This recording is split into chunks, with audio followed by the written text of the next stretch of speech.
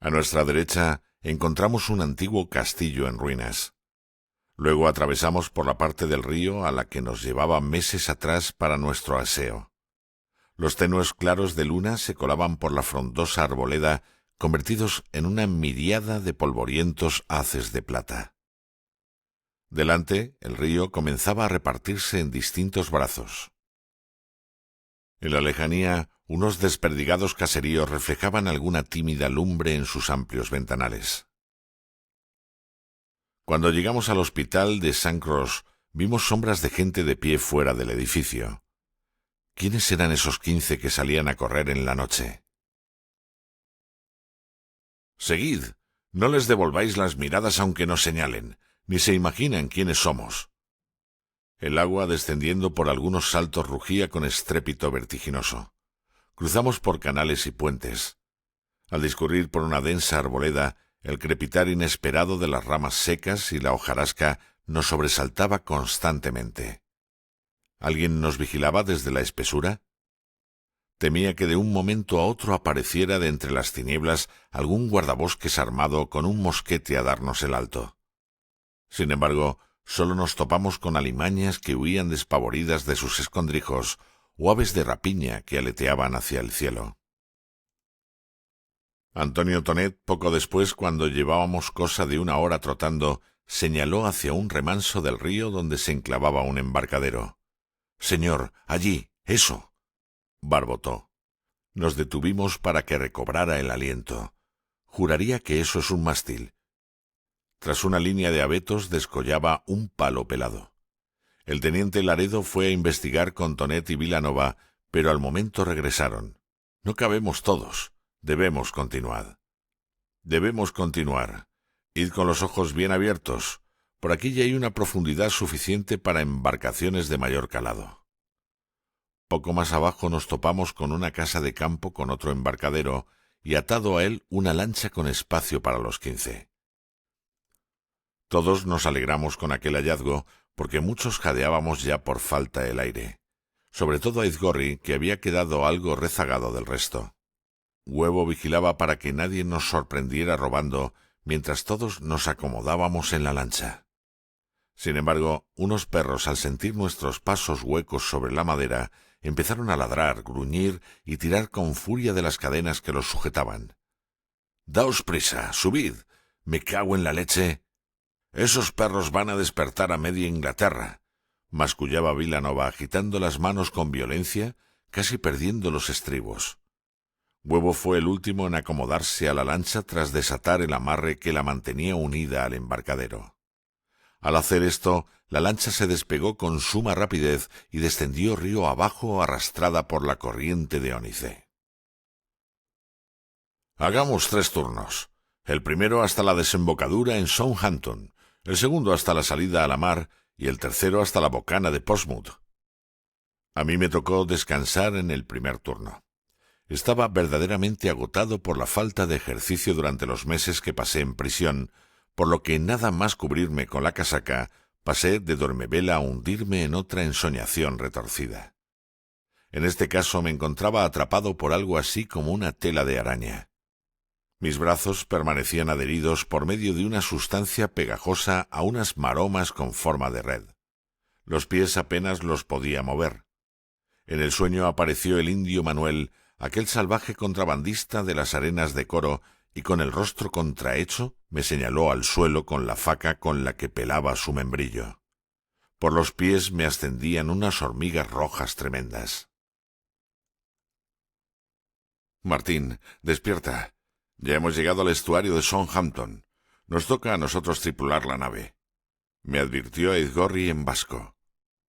El siguiente grupo lo componíamos Trapero, Aizgorri, yo, Tonet y el teniente Laredo.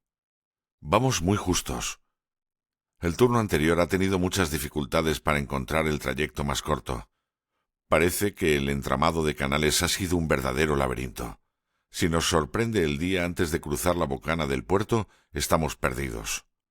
Ya la noche no nos protegerá. 15 españoles en un barco con bandera británica en plena guerra. Solo hace falta que cantemos una salve marinera», ironizó Laredo. Tonet calmó al teniente. Mi teniente, el tiempo es bonancible y los vientos favorables. Podemos lograrlo. En la rada de Southampton todo estaba quedo. Solo un par de guardias que no se inmutaron por nuestra presencia custodiaban las embarcaciones atracadas en el muelle. Por última vez contemplé lo que quedaba del pontón en el que pereció el bueno de Agustín Lasquíbar. Postes, cuñas y maromas apuntalaban en la orilla un armazón a medio desguazar que parecía chamuscado. «¡Burgó! ¡Burgó!», gritaban voces en mi interior. Como se me erizaron los vellos de la cerviz, me santigüé y recé un paternoster. Navegábamos sin perder de vista la orilla. Desde allí contemplábamos la silueta de algunas casas desperdigadas o el campanario de alguna iglesia. A la salida de la rada avisamos al resto para que nos relevara. Antes de echarnos a descansar un rato, don Santiago compartió con Tonet su parecer. Ya no queda tiempo para encontrar 15 bodegas. Debemos abordar un barco que podamos gobernar entre todos. Por ejemplo, una goleta, o incluso un bergantín. ¿No cree que podríamos hacernos con una nave y llegar al puerto seguro más cercano? Tonet respondió. Mi teniente, creo que ha tenido una idea excelente. Antes encontramos un buque mal vigilado que 15 bodegas. Conforme penetrábamos en la bocana de Portsmouth, reconocimos los indicios de que pronto iba a clarear. Unos turbios vencejos alborotaban sobre nuestras cabezas. De forma esporádica y momentánea, se aferraban con sus patas a los orificios de las imponentes fortificaciones que resguardaban la entrada a la bahía. Mientras unos bogaban hacia el interior, otros permanecíamos algo absortos y adormilados agarrando las solapas de nuestras casacas. Por la boca exhalábamos un traslúcido aliento que se desvanecía a un palmo de la cara. En el momento en el que vislumbramos el interior de la bahía, Aizgorri señaló al frente con estupor. Toda una flota de buques de guerra, enormes sombras emergentes de entre las tinieblas, ocupaba el centro de la bahía. La flota se componía en su mayoría de navíos de línea de primera y segunda clase y fragatas bien artilladas. Remando en dirección al puerto, abrimos los ojos. Nos sobrecogía la verdadera envergadura de los buques con su mortal artillería. Nuestra lancha se antojaba precaria frente a aquellas tan temibles por entre las que nos desplazábamos con sigilo en mitad de la bruma. Algunos fanales dispersos de los vigías del muelle y las embarcaciones se iluminaban con una aureola difusa y mortecina la bahía. Farol en mano y asomándose por la borda, más de un vigía de los navíos nos inspeccionaba extrañado, pero sin reaccionar. ¿Quién podría imaginarse que unos prisioneros de guerra se habían fugado de un penal y habían llegado hasta allí? ¿Acaso no era Portsmouth una plaza tan fuerte y pertrechada como para disuadir a cualquier enemigo de adentrarse al puerto? Nosotros callábamos, ellos se confiaban. No mostrábamos ni afección ni miedo, ni les mirábamos. Laredo había compartido con el resto de la tripulación el plan de escapar juntos en un barco maniobrable, de manera que buscábamos una presa propicia. Aunque navegásemos vigilantes, porque el incipiente crepúsculo nos apremiaba, fue Aguirre quien avistó un bergantín de nombre John Thomas, que encajaba con nuestras premisas. Por la popa, en el interior, resplandecía la luz trémula de un candil. Alguien tomaba notas dentro. Nos acercamos por estribor y maniobramos hasta colocar la lancha en paralelo con la borda del barco.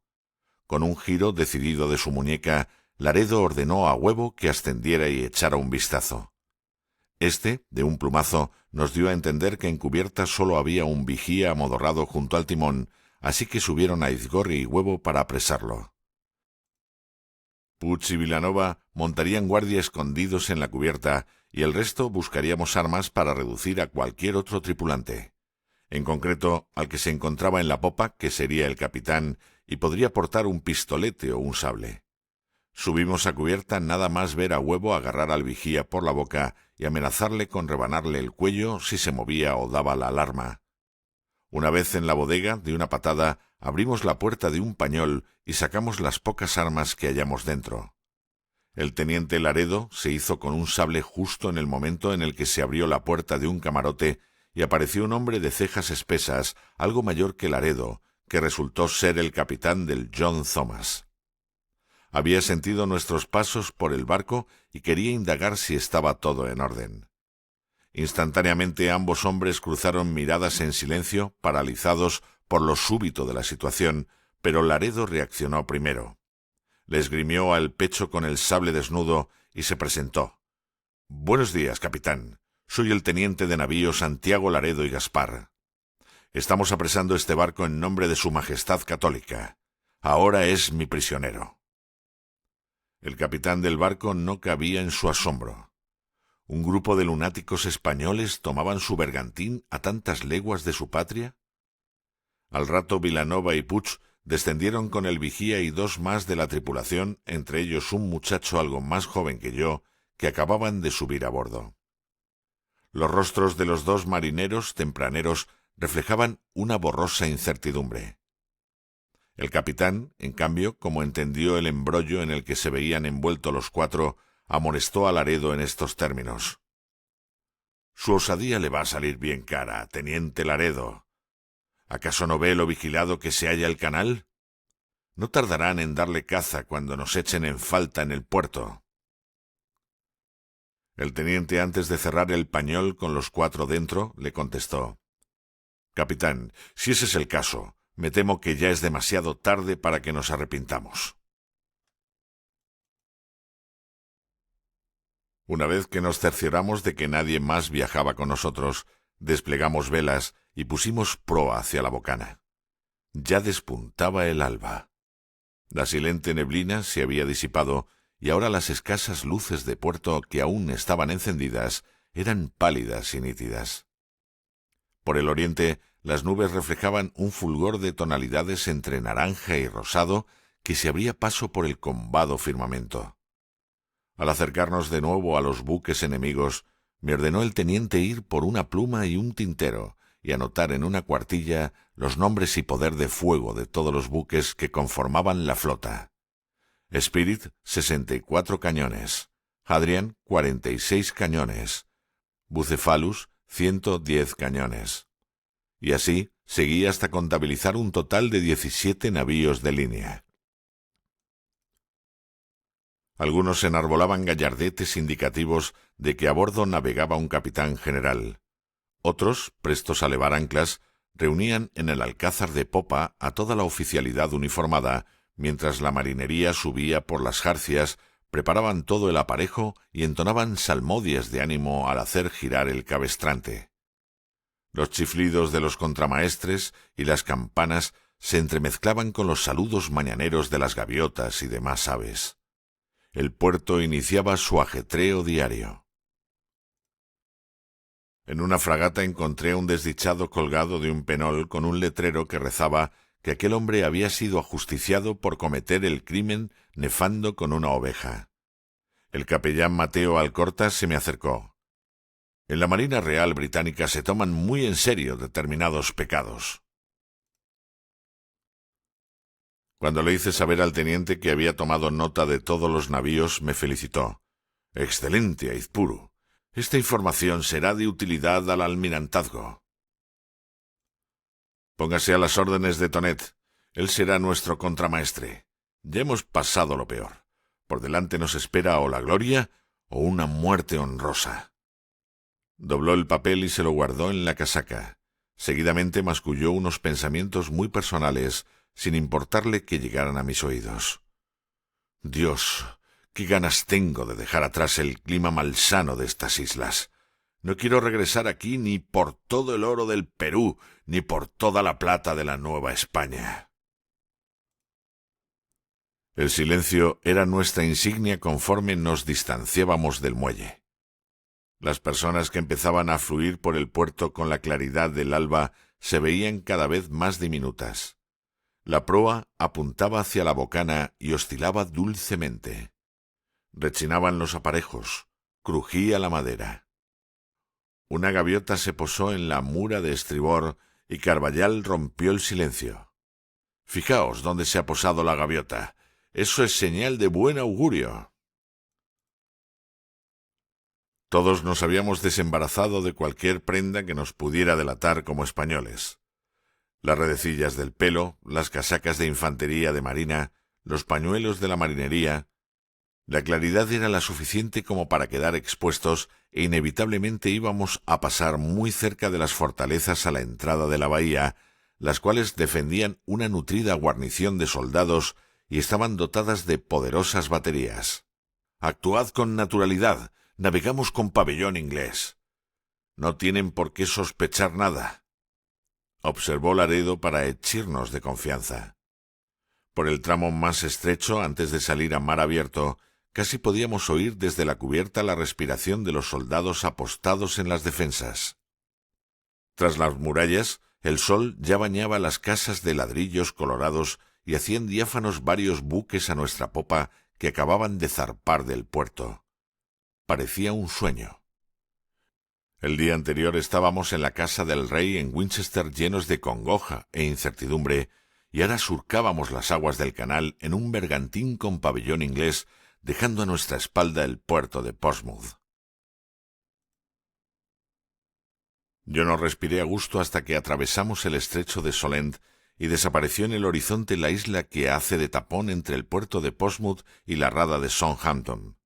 Solo entonces el teniente nos ordenó a mí y a Saturnino Quiroga que hiciéramos un inventario de las provisiones, aguada y carga que transportábamos en la bodega, que echáramos un vistazo a la póliza de carga, pero que verificásemos físicamente todo. Cuando nos presentamos en la cámara con nuestro informe, el teniente Laredo y Tonet estaban realizando conjeturas sobre la mejor estrategia para evitar que nos apresaran en alta mar. El buque iba cargado de sacos de trigo y centeno. «Excelente. Regresaremos a casa con un botín». En cuanto a los víveres, disponíamos de raciones para 20 días. «Bien, caballeros, eso debe de ser suficiente para alcanzar el puerto de Brest. Ese será entonces nuestro destino», comunicó Laredo señalando con el dedo el punto exacto sobre la carta. Aparte de la consabida cerveza que los ingleses reparten en las raciones como el vino o la sidra en España, también identificamos 2 barriles de vino de Oporto. «Tonet, avise que esta noche la tripulación recibirá un cuartillo de vino portugués por gentileza de la tripulación del John Thomas como recompensa por su valentía». Por último, descubrí que bajo una lona de cáñamo guardaban 2 pabellones más, el de Dinamarca y la insignia blanca con el escudo de la Casa de Borbón sobre las aspas de Borgoña. Era de esperar, es una treta muy usada, tal vez nos haga falta. Al atardecer, el teniente nos quiso acompañar en la cena para felicitarnos a todos por nuestro desempeño. Quiroga había preparado un guiso de habas a los que pudo añadir algo de jamón cortado en tacos para darle más consistencia. A todos nos supo aquel guiso a pura gloria, porque era nuestra primera cena lejos de Inglaterra. En un momento de distensión, el teniente Laredo alabó nuestro coraje. Advirtió que nos acuciaban muchos otros peligros en la mar y que debíamos demostrarnos a nosotros mismos que podíamos lograr una hazaña que inspiraría a las futuras promociones de guardiamarinas de nuestro país. Huevo se atrevió a preguntarle: «Mi teniente, ¿es verdad que vivió el sitio de Cartagena de Indias?» Yo me quedé muy sorprendido porque había oído en múltiples ocasiones de aquella épica batalla. Según me contaron en Caracas, el tronar de los cañones lo oyeron hasta en Maracaibo. «Sí», confirmó el teniente. «Aquella fue la más alta ocasión que vieron los siglos pasados. Yo era un niñito de 8 años por aquel entonces. Todos le rogamos que nos narrara cómo lo vivió». Mi padre pertenecía al cuerpo de ingenieros de marina. Ya sabéis que aunque de origen mi familia es montañesa, yo nací en Cartagena de Indias. Por aquellos días corrían rumores sobre la inminencia de un ataque inglés, y que para eso iban a desplegar grandes efectivos.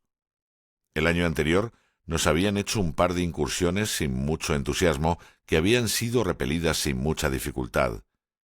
Sin embargo, creo que fue por marzo cuando repicaron las campanas de las iglesias anunciando el avistamiento de una flota ingente de barcos enemigos.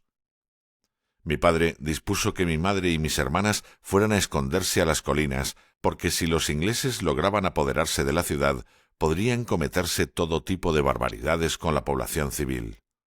A mí, por el contrario, me ordenó que me quedara para ayudar como aguador, correo o cebador de mosquetes.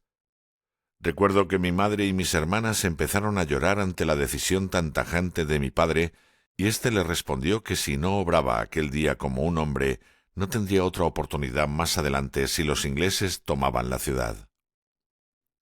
En fin, que empezaron los ingleses a descargar balas de cañón de gran calibre sobre las fortalezas de la costa y tomando las plazas una a una.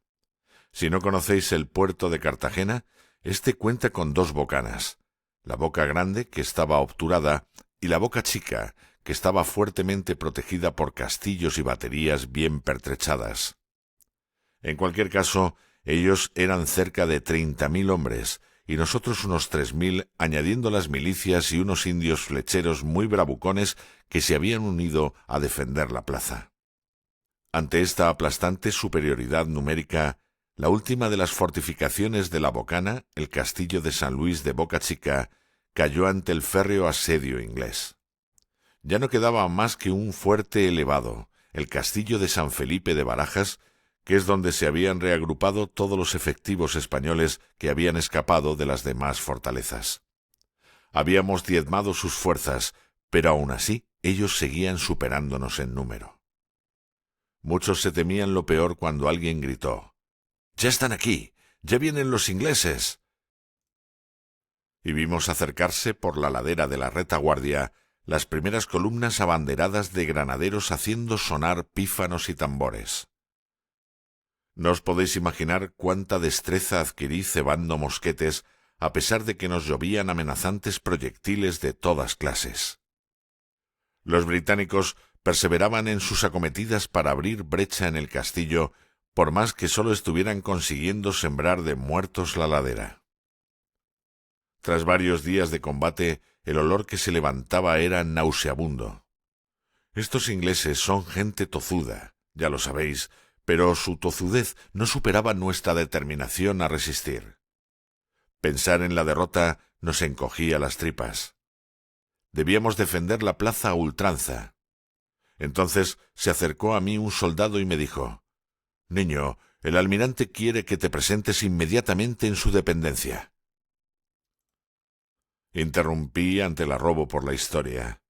«Mi teniente, ¿conoció al almirante don Blas de Lezo?». «Por supuesto», exclamó con alegría. Cuando me presenté ante él, lo vi muy sereno. Caminaba por toda la pieza con su pata de palo y con una manga de su casaca colgando al aire, mientras cursaba órdenes muy concretas y precisas a sus subalternos. Parecía que ni el estrépito de los cañones ni la algarabía de la batalla le afectasen lo más mínimo, como si todo aquello fuera un acto cotidiano para él. A uno le mandó construir un foso, a otro desviar una batería para reforzar un flanco que había quedado al descubierto. Volví a interrumpir. «¿Qué orden le dio, mi teniente?». Pues se me acercó y puso su cara con su ojo tuerto frente a la mía y me dijo: «Niño, baja a la cocina y pregunta qué diantres pasa con mi almuerzo». Todos rieron con aquello. Sí, aquello fue una victoria épica. Cuando el almirante nos ordenó abrir las puertas de la fortaleza para cargar a bayoneta calada contra los ingleses, a éstos les cundió el pánico, pese a que aún nos aventajaban en número. ¿Quién se iba a imaginar que un ejército se enfrentara cuerpo a cuerpo con inferioridad de efectivos? Ya estaban muy desmoralizados, así que huyeron en desbandada cuesta abajo mientras les perseguíamos a grito limpio. Solo un loco o un genio militar se habría atrevido a actuar de semejante manera. Le pregunté si era cierta esa frase que se le atribuía de que un buen español debía siempre orinar mirando hacia Inglaterra. «Francamente», contestó Laredo, tornando más serio su semblante, «dudo que un almirante de su talla y valía soltara semejante ordinariez. Nunca debemos dejarnos llevar por las pasiones en la guerra. La guerra nunca es un asunto personal. Un soldado debe cumplir con su cometido. Debe de ser leal a su rey, a su fe, y presuponer que los soldados enemigos se rigen por el mismo código de honor. Solo cumplen con su deber, y si no se desvían de las nobles ordenanzas de la guerra, se merecen todo nuestro respeto. Mañana nuestro rey necesitará de los ingleses porque nuestro enemigo común sea el rey de Francia, y entonces, pese a las 1000 ocasiones en las que nos hemos batido contra ellos, éstos se convertirán en nuestros aliados. Por cierto, Puig, encárguese de llevar algo de comida y agua a los prisioneros, y de paso releve en la guardia a Tobar. Los días pasaban de lo más tranquilo, y por las noches navegábamos a oscuras por miedo a ser descubiertos por el enemigo, inmersos en una calma silente y a la vez espeluznante. De vez en cuando se divisaban luces inciertas en el horizonte. No las perdíamos de vista. «Chaval, presta atención a la amura de estribor. ¿La ves ahí?» Trapero me enseñaba con el dedo a un destello titilante, casi imperceptible, que se confundía con un lucero pese a la claridad del horizonte. «Tú síguela en todo momento, y avísame si se acerca o desaparece, que yo me encargo de la otra a nuestra popa». Nos manteníamos en vilo toda la noche y rezábamos para que a la mañana se desvanecieran. Un día, sin embargo, una luz de aquellas se transformó en una fragata imponente. Trapero, que iba en la cofa, dio la alarma. Dimos por sentado que nos perseguían, que estaban al tanto de nuestra evasión, por eso nos angustió la proximidad de aquella fragata tan bien artillada. En un más que probable encuentro con el enemigo de poco nos serviría nuestro falso pabellón. Laredo subió de inmediato a cubierta y sacó su catalejos. «Trapero, ¿distingue el pabellón?» Trapero no era capaz de asegurarlo, y todos nos sobrecogimos al pensar que si se tratara de nuestros perseguidores no tendríamos opción alguna contra toda una fragata bien dotada de efectivos y cañones de 24 libras. Nosotros solo podríamos disparar un cañón de 8 libras o defendernos a la desesperada de un abordaje con cuchillos de cocina. Trapero nos sacó de dudas. «No son enemigos, señor. Afortunadamente nos habíamos topado con una fragata dinamarquesa, que cuando distinguió la insignia británica, flameando en nuestra popa, desplegó sus sobrejuanetes en señal de saludo, y nosotros le respondimos de igual modo». El domingo el capellán Mateo Alcorta ofició una santa misa a bordo y se invitó a los ingleses a participar bajo palabra de no cometer ninguna temeridad. A pesar de la promesa, el teniente pidió a Agustín Porcel el Huevo y a Manuel Aizgorri que se colocaran tras ellos como medida disuasoria, que si ocurría algún imprevisto, no iba a ser la primera vez que un inglés quebrantara su palabra. Todos aceptaron subir a cubierta a oír misa en latín, pero solo comulgó el muchacho, y el capitán inglés le dijo algo así como «no sabía que había contratado a un papista de grumete». Yo aproveché aquel día para confesar alguno de los pecados carnales que había cometido tiempo ha, y que hasta entonces había callado. El capellán no me impuso una penitencia muy dura, porque sabía de sobra lo que sufren los muchachos de mi edad de entonces con la carne, y porque Dios es benevolente con las debilidades si uno muestra arrepentimiento. Finalmente, el día 3 de septiembre, Trapero nos trajo la noticia que todos esperábamos. «¡Tierra a la vista! ¡Mi teniente, lo hemos logrado!» Nos acercamos a cubierta invadidos por el regocijo de vernos libres por fin. Nos abrazamos y lloramos de alegría. Entonces el teniente se descubrió, hincó sus rodillas en cubierta y empezó a entonar con sus brazos abiertos, en señal de agradecimiento, un Te Deum Laudamus, que fue secundado por todos, sin necesidad de que nadie nos lo sugiriera.